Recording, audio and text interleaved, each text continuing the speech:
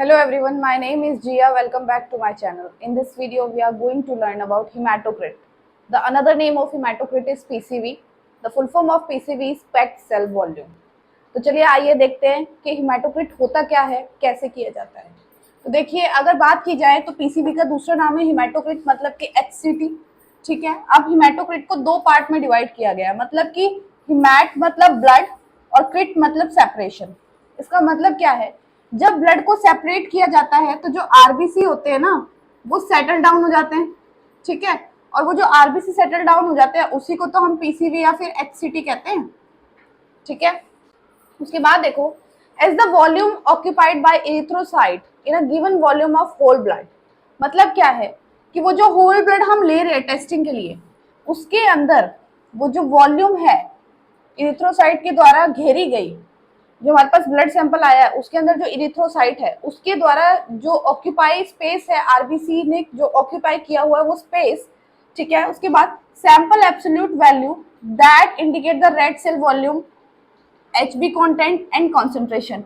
वो जो आरबीसी ने अपनी सीट को ऑक्यूपाई किया हुआ है, वो जो जगह घेरी हुई है, उसी जगह को हमने क्या बोला है कि वो एचबी कंटेंट भी है, क्योंकि आरबीसी है, आरबीसी के अंदर ही एचबी है तो वो एचबी कंटेंट भी है, और वो कंसंट्रेशन भी बताता है कि कितना है। ठीक है। उसी को हम पीसीवी कहते हैं। कैसे, देखिए, हमने ब्लड सैंपल लिया। ठीक है। ब्लड सैंपल लिया, उसके बाद हमने क्या किया, जो हेमाटोक्रिट के लिए ट्यूब्स यूज की जाती हैं, ठीक है, वो ली हमने, उसके अंदर ब्लड डाला और उसको हमने क्या कर दिया, सेंट्रीफ्यूज। ठीक है। सेंट्रीफ्यूज करने के बाद अब देखिए, जब हमने उसको सेंट्रीफ्यूज किया तो हमारे पास तीन चीजें निकल के आती हैं। नीचे सबसे पहले रेड कलर का बैठेगा आरबीसी। ठीक है।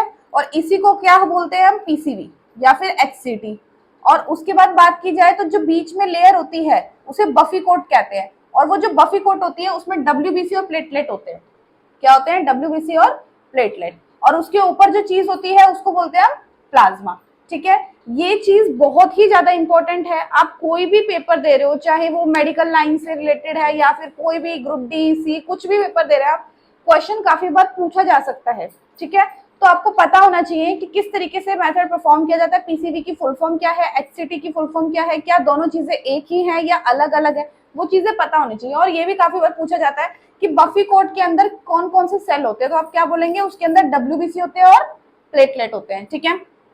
उसके बाद देखा जाए तो जो ये पीसीवी है वो दो मेथड से किया जाता है, एक है माइक्रो हेमाटोक्रिट मेथड और दूसरा है मैक्रो हेमाटोक्रिट मेथड। तो देखिए, यहाँ पे सबसे पहला मेथड जो हम पढ़ने वाले हैं उसका नाम है माइक्रो हेमाटोक्रिट मेथड। इसमें क्या है, देखिए प्रिंसिपल क्या है इसका, इसमें क्या है, देखिए, HCT या फिर PCV is usually determined by used small capillary tube filled with blood and centrifuge। इसमें क्या है, जो HCT और PCV है ये डिटरमाइन किससे किया जाता है, यहाँ पे हम स्मॉल कैपिलरी ट्यूब यूज कर रहे हैं, इसीलिए इसका नाम माइक्रो है, नॉट मैक्रो। ठीक है। इसके अंदर हम स्मॉल कैपिलरी ट्यूब यूज करेंगे और उसको ब्लड से फिल्ड करेंगे, ब्लड उसमें डालेंगे और उसको सेंट्रीफ्यूज कर देंगे। ठीक है। ये उसका प्रिंसिपल हो गया। और उसके बाद सैंपल की बात की जाए तो इसमें दो तरीके के सैंपल को हम ले सकते हैं, जैसे कि EDTA venous blood, venous blood लिया और आपने उसको ईडीटीए वाइल में ले लिया। अगर आपने ईडीटीए वाइल में उस ब्लड को लिया है तो उसके लिए जो हम कैपिलरी यूज करने वाले हैं वो प्लेन कैपिलरी टेस्ट होगा, मतलब कि उसके अंदर वो जो ट्यूब होगी, सॉरी, वो जो ट्यूब होगी ना वो प्लेन कैपिलरी ट्यूब होगी। मतलब क्या है कि उस ट्यूब के अंदर कोई भी एंटीकोगुलेंट नहीं होगा। क्यों नहीं होगा, क्योंकि हमने ब्लड में ऑलरेडी एंटीकोगुलेंट मिक्स किया हुआ है। दूसरा है जो सैंपल है हमारे पास वो स्किन पंक्चर ब्लड, जिसको हम कैपिलरी पंक्चर भी कहते हैं। ठीक है, वो ले सकते हैं। तो उसके केस में जो हम ट्यूब लेने वाले हैं वो हेप्रेनाइज्ड कैपिलरी ट्यूब होगा, मतलब कि उसके अंदर ऑलरेडी एंटीकोगुलेंट होगा जो कि हेप्रेनाइज होगा। और ये जो हिपैरिन है, ये जो एंटीकोगुलेंट है, ये नेचुरल एंटीकोगुलेंट होता है। ठीक है। उसके बाद देखो रिक्वायरमेंट्स की बात देखें तो क्या क्या चाहिए हमें इस टेस्ट के लिए। सबसे पहले ब्लड निकालना है तभी टेस्ट परफॉर्म किया जा सकता है। तो ब्लड निकालने के लिए हमको क्या क्या चाहिए, निडल, सिरिंज, टर्निक्यूट चाहिए होगा, ईडीटीए वाइल चाहिए होगी। ठीक है। तो ये तो ये तीनों चीजें रिक्वायरमेंट हो गई वेनस ब्लड कलेक्शन के लिए। लैंसेट चाहिए कैपिलरी पंक्चर के लिए अगर वो करना है तो, और स्पिरिट स्वैप तो चाहिए ही। ठीक है। और उसके बाद देखिए क्या चाहिए हमें, अब ब्लड कलेक्ट कर लिया, अब उसके बाद हमको कैपिलरीज चाहिए। तो हमें दो तरीके की कैपिलरीज होती है, जो आप जिस हिसाब से ब्लड कलेक्ट करें उस हिसाब से हम कैपिलरी यूज करेंगे। हेपेटाइज कैपिलरी यूज कर सकते हैं कैपिलरी पंक्चर के लिए, प्लेन कैपिलरी यूज कर लेंगे ईडीटीए सैंपल वाले के लिए, जो कि हम वेनस सैंपल लेते हैं। इनकी लेंथ के बारे में बात की जाए तो ये जो लेंथ होती है इनकी 7 सेंटीमीटर लंबी होती है और इनका डायमीटर 1 mm होता है, ठीक है। उसके बाद बात की जाए तो हमको सेंट्रीफ्यूज चाहिए, उस सेंट्रीफ्यूज का नाम क्या होता है, माइक्रो हिमेटोक्रिट सेंट्रीफ्यूज चाहिए होगा। उसके बाद सेंट्रीफ्यूज हो गया, उसके बाद रीडिंग करनी है तो पीसीवी रीडर भी चाहिए होगा और सीलेंट भी चाहिए होता है। सीलेंट दो तीन चीजों से मिलकर बना होता है, जैसे प्लास्टिसिन हो गया या फिर मॉडलिंग क्ले हो गया। सीलेंट की हेल्प से हम क्या करते हैं, मान लो ये कैपिलरी है, इसके दोनों एंड ओपन होते हैं, तो जब हमने यहाँ से ब्लड ले लिया, ठीक है, कैपिलरी में ब्लड अंदर चला गया, तो उसके बाद सीलेंट, यहाँ पे हमने सीलेंट पे उसको रखना होता है और वो वहां से क्या होता है, सील हो जाता है, ठीक है। कैसे होता है कि हमारे पास एक ऐसे प्लेट होती है, ठीक है, और उसमें बीच में यहाँ सीलेंट होता है, ठीक है, और यहाँ पे ना निशान बने होते हैं, मोल्ड्स होते हैं। तो क्या होता है, हमने कैपिलरी ली और सीलेंट में यहाँ डिप करी और डिप करने के बाद यहाँ पर ऐसे प्लेस कर दी, ठीक है, तो वहां पे खड़ी हो जाती है और यहाँ से सील हो जाता है। तो ये होता है सीलेंट का काम। तो अब देखिए ये माइक्रो हिमेटोक्रिट मेथड का प्रोसीजर कैसे है।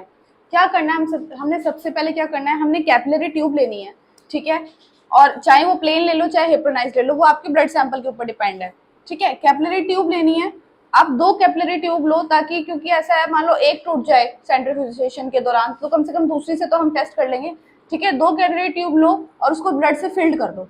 उसके बाद हम क्या करेंगे, उसको सील करेंगे उसके एंड को, ठीक है, किससे, सीलेंट से।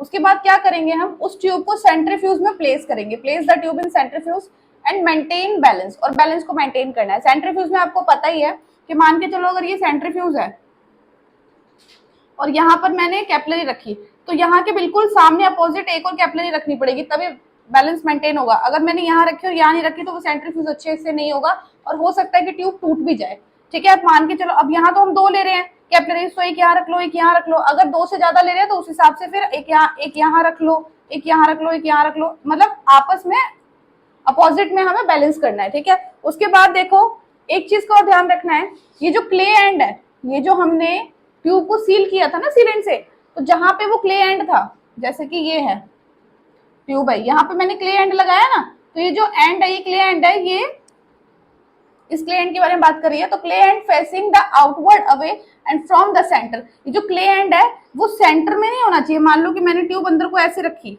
ठीक है, तो ये सेंटर में नहीं जानी चाहिए, ये ऊपर की तरफ होनी चाहिए। मतलब क्या है कि क्ले एंड अगर यहाँ है तो मैं सेंट्रीफ्यूज में अगर ऐसे रख रही हूँ, ऐसे नहीं रखा जाएगा, ऐसे रखा जाएगा, ठीक है, वो अंदर की तरफ नहीं होना चाहिए, वो बाहर की तरफ निकलना चाहिए। उसके बाद बात की जाए तो set the timer of centrifuge, centrifuge के टाइमर को सेट करना है कितने पे, 30 मिनट के लिए, और स्पिन करना है उसको 10,000 या फिर 15,000 आरपीएम पे, ठीक है। उसके बाद आफ्टर 30 मिनट, 30 मिनट के बाद read the PCB by reading device, हमने रीड करना है पीसीबी को रीडिंग डिवाइस में। देखो हम यहाँ पर जो सेंट्रीफ्यूज यूज करते हैं वो हिमेटोक्रिट सेंट्रीफ्यूज होता है, तो उसके अंदर बाय डिफॉल्ट ऑलरेडी रीडर होता है, ठीक है, तो उससे रीडिंग ले सकते हैं। अगर मान लो कि उसमें रीडर नहीं है, आप दूसरे सेंट्रीफ्यूज से कर रहे हैं, तो हमारे पास एक और रीडर आता है जो कि ये है, ठीक है, तो इससे हम कर सकते हैं। तो इसमें हमने क्या करना है, ये रीडर होता है ऐसे, यहाँ पे मैंने ये कैपिलरी ट्यूब रखी, ये कैपिलरी ट्यूब है, ठीक है, और यहाँ पर मार्किंग होती है, तो जहां पर भी ब्लड, जहां पर भी आरबीसी का रेशो होगा वहां पे उसको सेम एग्जैक्ट हम मेजर कर लेंगे, वो पीसीबी की वैल्यू होगी। अब देखो मेन चीज क्या बता रहा है, do not include buffy coat और प्लाज्मा रीडिंग के दौरान, क्योंकि हमें पता है जब हमने ब्लड को सेंट्रीफ्यूज किया तो हमारे पास आरबीसी भी आया जो कि ये है, हमारे पास बफी कोट भी आया जो कि ये है, ठीक है, हमारे पास प्लाज्मा भी आया। तो ये क्या बोल रहा है कि बफी कोट और प्लाज्मा को कंक्लूड नहीं करना है, आप सिर्फ इतने की वैल्यू निकालोगे और जो कि पीसीबी और एचसीटी होता है, ठीक है। ये था हमारा हिमेटोक्रिट मेथड। तो जो दूसरा मेथड है उसका नाम है मैक्रो हिमेटोक्रिट मेथड।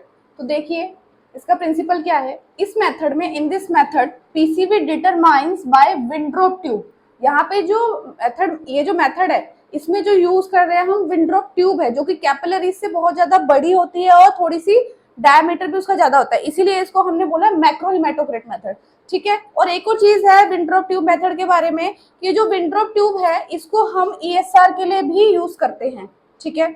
उसके बाद देखिए इसमें सैंपल जो चाहिए वो हमें चाहिए ईडीटीए ब्लड। रिक्वायरमेंट में ब्लड सैंपल लेने के लिए वो मैंने आपको पहले वाले में ही बता दिया था कि निडल चाहिए, सिरिंज चाहिए, उसके बाद हमें टॉर्निक्यूट चाहिए, ईडीटीए वाइल चाहिए, ठीक है, ये सब चीजें चाहिए। उसके अलावा हमें क्या चाहिए इस मेथड के लिए, विंड्रोप ट्यूब चाहिए, सेंट्रीफ्यूज चाहिए, पास्चर पिपेट चाहिए। पास्चर पिपेट की हेल्प से हम वो जो ब्लड है हम उसको विंड्रोप ट्यूब में डालेंगे, ठीक है। अब देखिए विंड्रोप ट्यूब होती कैसी है, ये विंड्रोप ट्यूब है, देखिए इसकी मार्किंग कैसे है। मैंने आपको बताया कि जो विंड्रॉप ट्यूब है ये दो तरीके से यूज होती है, एक तो ईएसआर के लिए और एक पीसीवी के लिए। तो देखो ईएसआर के लिए जहां पर मार्किंग होती है 0 से लेके 10 तक वो ईएसआर वाली साइड हो जाएगी, और जहां पे मार्किंग होगी 0 यहाँ 10 से लेके 0 तक वो होगी पीसीवी वाली साइड।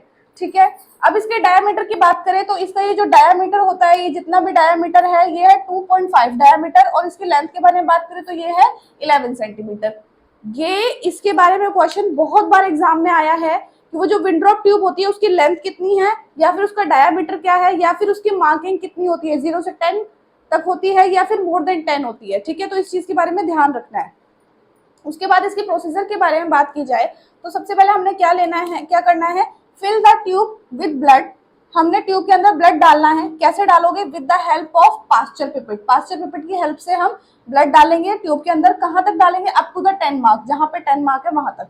उसके बाद हम क्या करेंगे, do not allow air bubbles to enter. इसका मतलब क्या है, देखो पास्चर पिपेट में जब आपने ब्लड दिया और ब्लड को हम क्या कर रहे हैं, सिरिंज के अंदर डाल रहे हैं, तो वो इतने ध्यान से डालना है कि ब्लड के बीच में कहीं पर भी एयर बबल ना आए। ठीक है, उसके बाद क्या है, centrifuge the tube at 3000 RPM for 30 minutes. हमने क्या करना है, ट्यूब को सेंट्रीफ्यूज मशीन में डालना है, बैलेंस बनाना है, और 3000 आरपीएम पे 30 मिनट के लिए उसको सेंट्रीफ्यूज करना है।